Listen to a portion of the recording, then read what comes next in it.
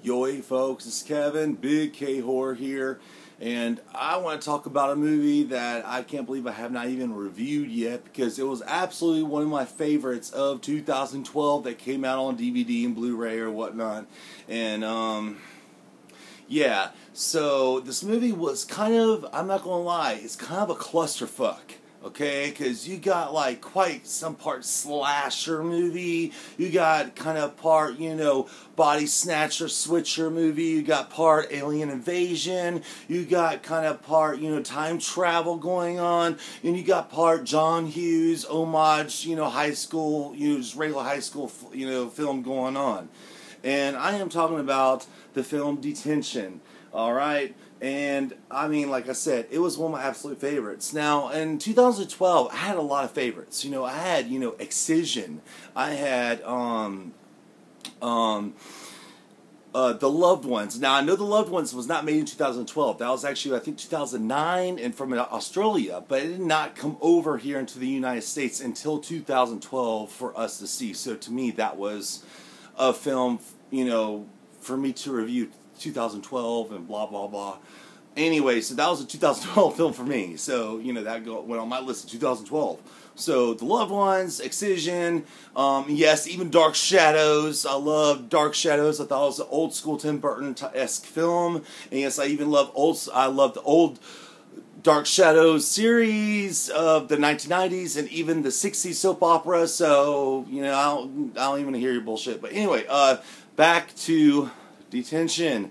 Okay, this movie, the director, Joseph Kahn, okay, best known for, or aka not quite known for, the film that was made after the success of Fast and the Furious, which was actually his film, Torque, okay, which actually gets ripped to shreds at a piece of dialogue in this film, because he makes fun of his own film in this film. Anyway, but this film, to me, is, a work of fucking genius, okay? And that's just my opinion. And I'm about to just, you're going to have to mind me here. Again, sometimes when I do these reviews, I just go, because of my medications I'm on and other reasons, I go from blah, but my mind just goes from one, place to the next. I may leave out some things. I might, I'm going to try to do the best I can with this movie, reviewing it, and trying to point out all the great things about it. And maybe even some of the negatives. Because, yeah, there are some negatives about it. But, these are all the positives I'm going to try to point out about it. Alright, so, here I go. Alright, Detention.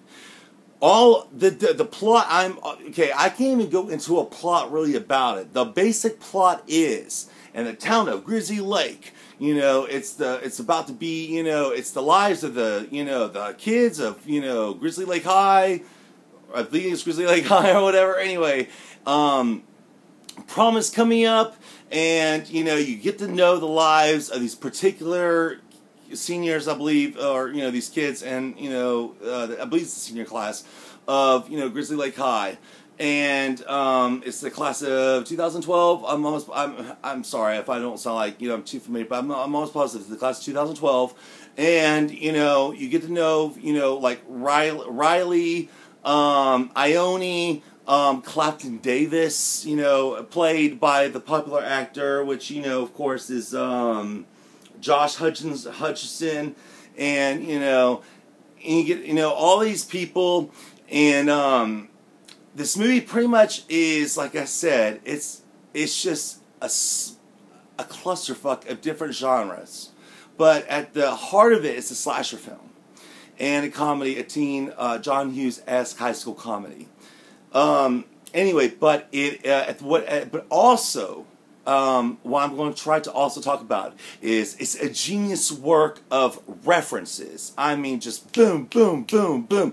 References of plenty of music genres, but mainly of movies. Now, I'm going to tell you right now, if you're a 90s kid, especially an 80s kid, but if you're a 90s kid, if you love your 90s nostalgia and your 90s blah, blah, blah, blah, if you're a 90s nostalgia kid, you're going to want to see this film, because this film is rife with 90s nostalgia just thrown and vomited into it.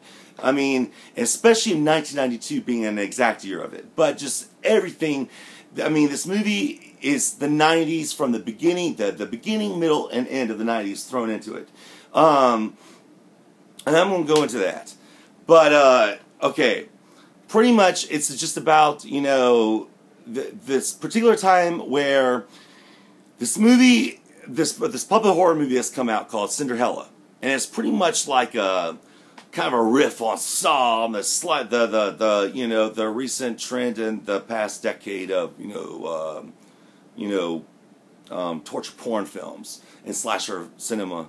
You know, the mix of the two actually in this and Cinderella. It's like a Cinderella character, but you know, in a torture porn in a way where she's torturing high school, you know, prom goers and stuff like that, you know, strapped in like, you know, medicinal looking, you know, like hospital, you know, chairs and shit. And anyway, the part 2 is about to come out, and in the very beginning of the film, and I'm not going to try to spoil too much, but there will be some spoilers here. But in the very beginning of the film, you get to meet the very obnoxious. Now I'm going to tell you right now, the very first 5 minutes, you're going to meet, and dialogue-wise, you're going to meet this very obnoxious character. And as an audience, you're going to be like, "Oh my God, is this what I'm going to have to sit through dialogue-wise for the rest of the movie?" No, it's not.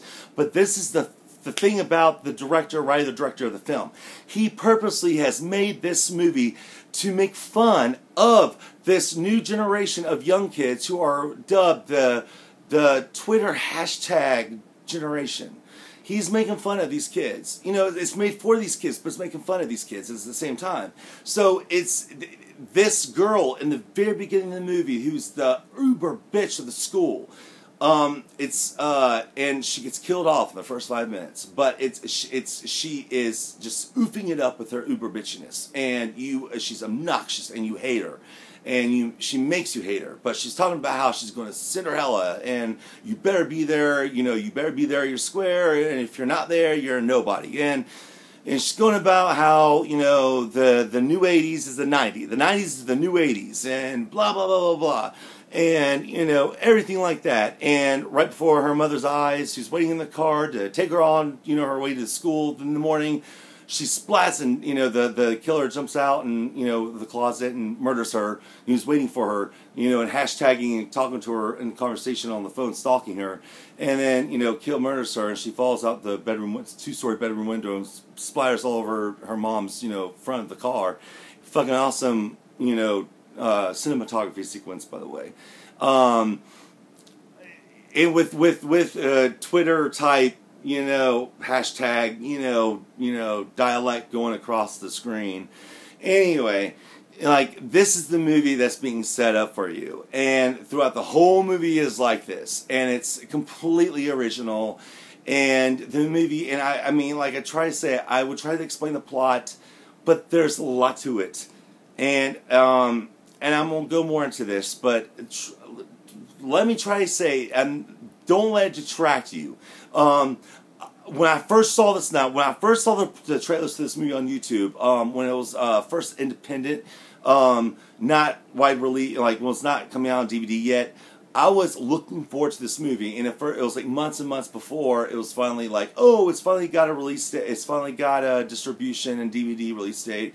Then finally, you know, it was limited release in theaters, and then which was, I think, the day on April when Cabin in the Woods came out. It got a limited release date in theaters the same day that came out. And then finally in September, July. In July, it finally, July, it came out on late July, it got on DVD. That's when I got it. Finally, the night I finally saw it, after waiting to see it, the first time I saw it, I literally was like, the fuck did I just watch? Because the whole time, it literally is a clusterfuck of a slasher film, an alien invasion, a body double switching, time travel, stuck in time. Like, it's all these things stuck in one, with all these characters, and you're just like, what? And I know a lot of times there's a lot of people out there who watch the movie and don't have time to watch it again and again to get something. But if you are one of these people who enjoy a movie that's entertaining and original, to can sit back and watch it again, this is a movie to do that, because there's a lot to take in the very first time you watch it. There's a lot to take in because a lot's thrown in at you. And if you sit down a second time like I did, the first time I saw it, I was kind of like, what? And then the second time I saw it, I was kind of like, okay, I'm getting it. And then the third time I watched it, that same week I saw it the second time, I was like, fucking genius. I mean, all the dots connected. And then I got all the subplots and all the different incongruent times that they all connected. I mean, but I got it. And it all made sense. And it's genius. And all this references to all the 90s, the references, because I was born in 81. I was in middle school and high school throughout the whole 90s decade.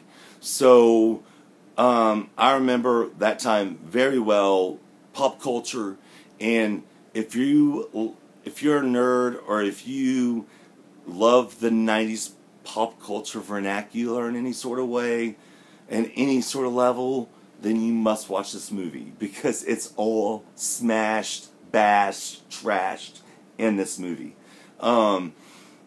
With that said, but this movie's just fun. Now, I will not lie. Sure, I can understand the adjectives to it. There's a lot of people that say it's stupid, it's ridiculous, it's dumb, makes no sense. Sure. But on the back here, on this DVD right here, on the back here, there's also other adjectives described by the very, very well-known DVD, website, JoeBlow.com, and their adjectives I like much better, which go by outlandish, strange, irreverent, and full of surprises. That is what I describe as Detention. It is genius in my book. It's a genius movie. There is not going to be, before or after or in a long time, a movie that is going to be as original as this movie. There's a lot of horror fans out there, and sure, this movie fits a lot of different genres. It's not just horror, it's different genres.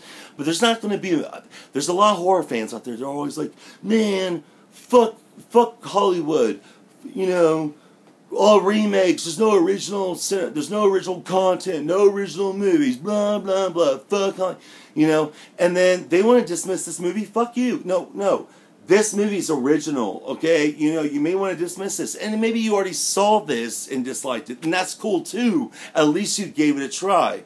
And I understand that. If you didn't like it, that's cool, because, you didn't like it, it wasn't your cup of tea. It was my cup of tea, but I had to sit through it like twice to kind of fully get it. It's just, God dang it. It's just, it's a fun, even regardless if you hated it, you cannot deny that it's you cannot deny that it's not entertaining. You cannot deny that it's not original. I don't know what drugs or what manic thing that director and writer, that Joseph Kahn was going through when he wrote and thought of this, but man, I don't know. But when I sat down and originally saw this, I was not expecting all this, and I'm not making it out to be something that's not, or trying to overhype it. It's not like that. It's just a very, like I said, it's got to be seen to be believed. And if you enjoy John Hughes' 80s quirky, if you enjoy John Hughes films mixed with a lot of quirkiness,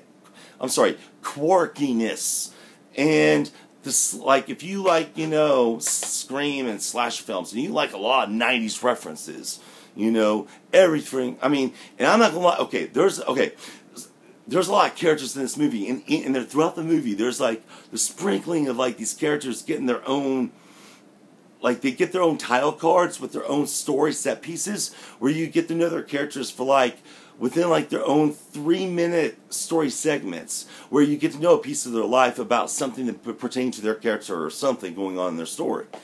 And it's really entertaining. Well, there's this one character where you get to know him, and there's this sequence where they're all stuck in detention. But his detention, where he's stuck in time, and this loop throughout the entire 90s, where he's stuck in detention during the entire decade of the 90s. And it begins in the early 90s, during the early hip-hop, through the entire grunge decade of Nirvana and Hole, into the 90s of Nirvana and Marilyn Manson, into Mbop of Hanson, all the way up into NSYNC and of Britney Spears into the 2000s. I mean, it's fucking funny. It's just entertaining. It was a time capsule of my high school years as a 90s kid. Like, oh my God, like. And I didn't like all that stuff in the 90s. I didn't like Britney Spears. I didn't like NSYNC and, Mbop and all that stuff. But it was still, I appreciate it for what the fuck it was, because I was there during that time. And speaking of Mbop and Hanson, okay, I did not like all that stuff. I was a heavy metal kid in the 90s, all that bullshit, right? But let me tell you this. Part of the score of this movie, I'm talking about like the actual synthesized score, whatever. Part of the score is based on the theme to the song Mbop by Hanson. Now, I'll tell you, I hate that song. I never was a fan of that song. I'm not going to trash Mbop or Hanson because I know there's a lot of people who grew up on that and liked it and had fun with that because that's nostalgia. But I will say this. I love that they took that out of all that 90, what they could have done. I love that. And it's just, when you watch the opening credit sequence, which is very inventive, with all the different ways they use labels and all the, you'll see with all the way they do the credits and names and stuff and the opening sequence in the high school, you'll hear the Mbop. It's just, I don't know, but just the 90s are referenced in this from everything. I mean, movies aplenty in the music and the names and celebrities. I don't know, just you have to see it to be believed. And I loved it. And the year 1992 is especially like a memorable year for particular. But anyway, this movie is just, it's original. It's original, it's different, it's quirky, it's just, I just have to, I just can't believe I haven't reviewed it yet, but I loved it. And as a slasher fan, it was fun, it was enjoyable. As a John Hughes fan, I loved it. And as just a fan, and by the way, I know it's very much an ADHD film. I mean, it's ADHD. Like it's boom, boom, boom, boom, boom, boom, boom, boom going on. If you're going in this expecting Stanley Kubrick's The Shining, pan and scan, long shots, no. But it's. I mean, trust me, I love The House of the Devil. I love The Shining. I love Carrie. I love all the old school 70s, artful, all the old school, slow film, horror films of old school stuff. But on the other side of the spectrum, I love this film. And I loved how it's also a commentary of modern day youth and kind of making fun of it. And anyway, it was just whatever. I mean, it was just, they threw the entire effing kitchen sink at the wall and it stuck and it worked and I loved it. So thank you, director Joseph Kahn. Thank you, because you made my hour and a half entertaining when I watched this. The many a times I've already watched it. So whoever I turn on to this movie and whoever has watched it or hated it or loved it, comment please. I want to hear your thoughts. Peace out.